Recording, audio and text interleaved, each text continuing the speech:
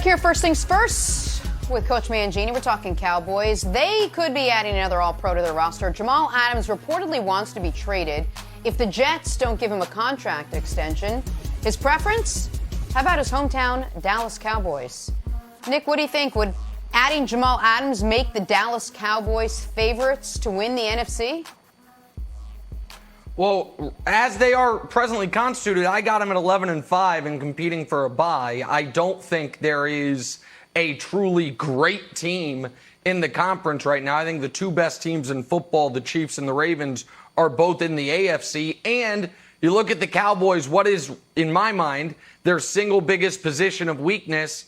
It's the back end of the defense. They lost Byron Jones. It's the only spot on either side of the ball they don't have an all-pro caliber player, whether it's offensive line, wide receiver, running back, defensive line, linebackers. They've got all pros or guys who have that ability everywhere except for in the back end. So it would be the perfect fit for a team that I already believe could win the conference. They're not my pick to win the conference, but adding Jamal Adams might be enough to put them over the top. It would also be, Wilds, an ultimate all-in move. They already have one of the three highest paid at the following positions: wide receiver, running back, guard, defensive end, inside linebacker. Their quarterback appears to be next on the list.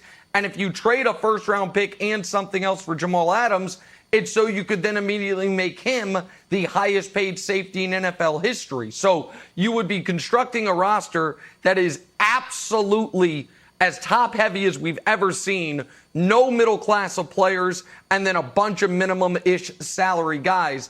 It would be a risky gambit, but if you're not worried about future you, if you're just worried about today you, absolutely, you would make this move, maybe becomes the favorites in the NFC, certainly become the favorites in the NFC East by a decent margin, and have the best chance you've had at a Super Bowl in a quarter century, Wilds. So I like the Carpe Diem aspect if they make the move. But there was a curious tweet that Charles Robinson put out. And, Coach, I wanted your opinion on it. And if I was the Cowboys, I would look at this and say, now we're out. So if we put the tweet up, the price for Adams may be more complicated than what was reported by Michael Irvin. The first and third round pick is correct, but last year's trade deadline mess involving Adams and the Cowboys left the Jets feeling burned.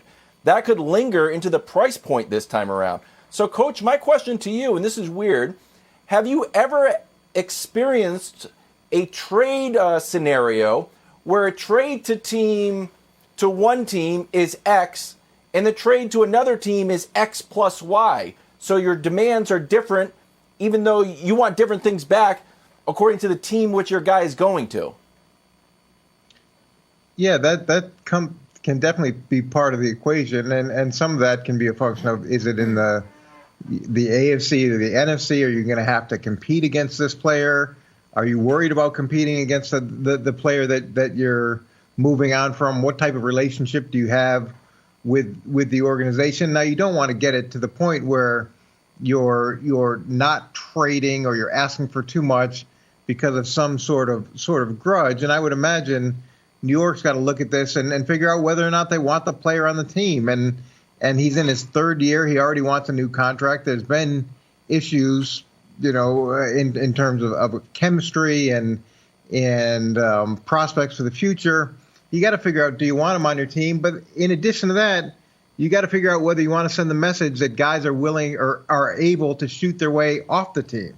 And that sets a dangerous precedent, too, that in your third year, you can demand a trade and the team is willing to accommodate you. So there's a lot of things at play here.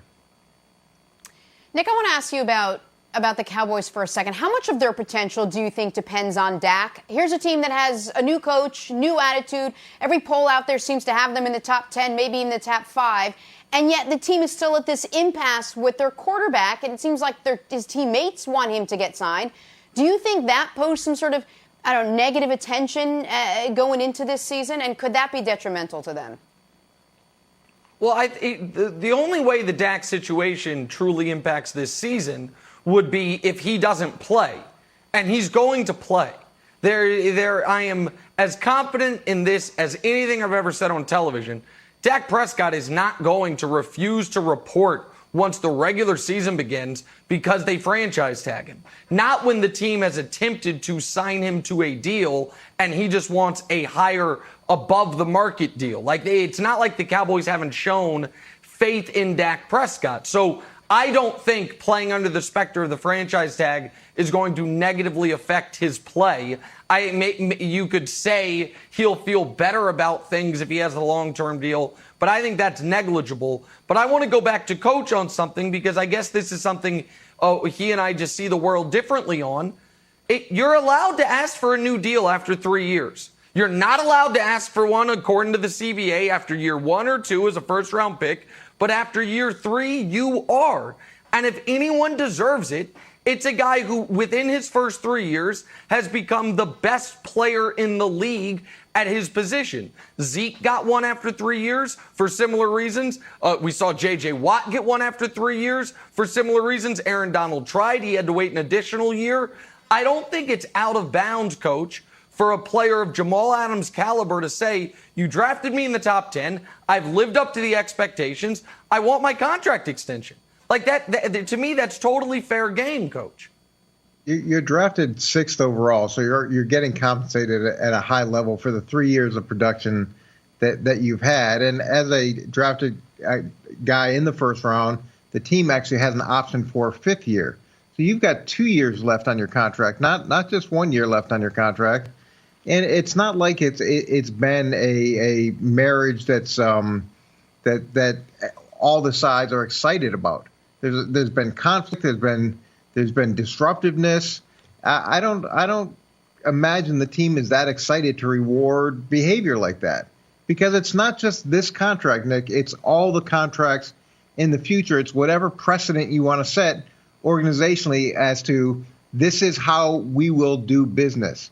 And once you set that precedent, everybody's going to do business the way that you've established it.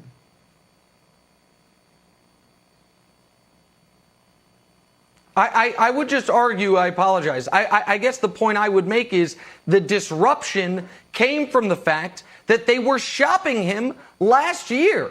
That Adam Gase got there and seemed to want to immediately get rid of the best players on their team. He wasn't asking for a new contract last year because he wasn't allowed to have a new contract last year.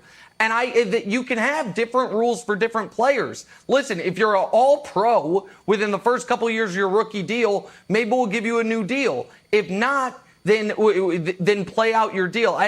Jenna, I know we're focused on the Cowboys, but on the Jamal Adams thing, I don't think he is some locker room problem. I think he plays for a team that doesn't appreciate the best player on their team, Jenna.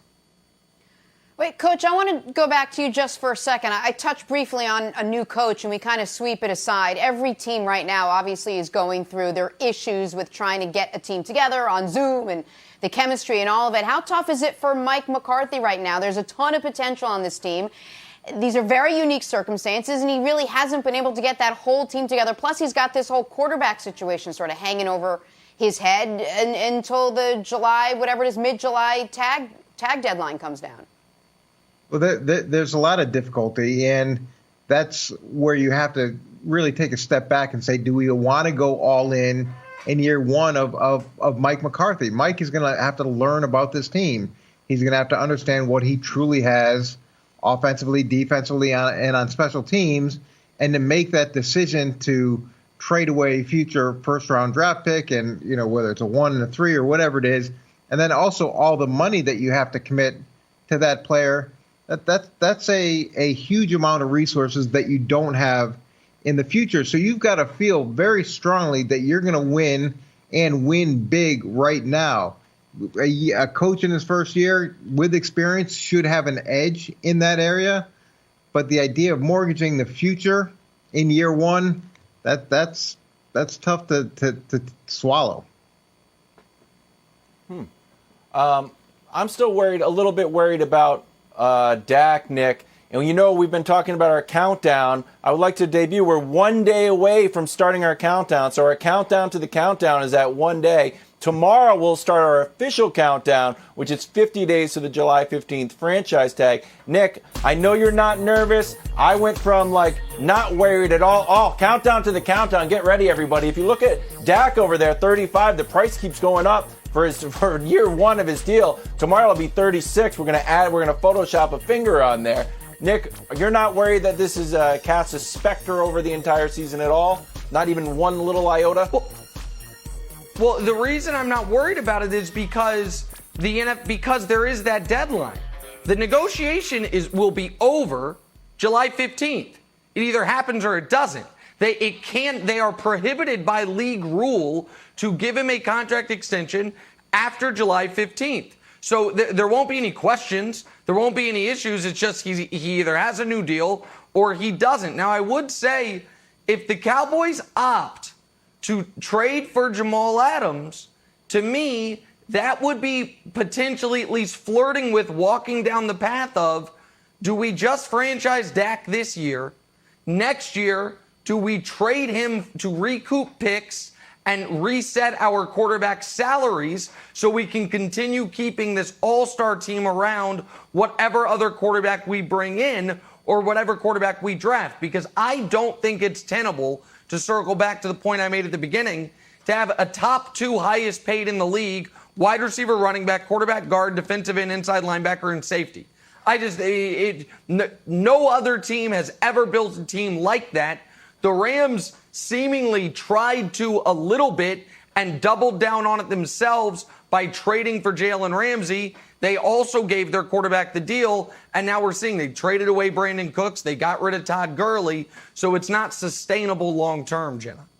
Thanks for watching. Subscribe here to get the latest from the show. Also, be sure to check out more of the best clips from First Things First, or go watch a few segments from our other shows on FS1.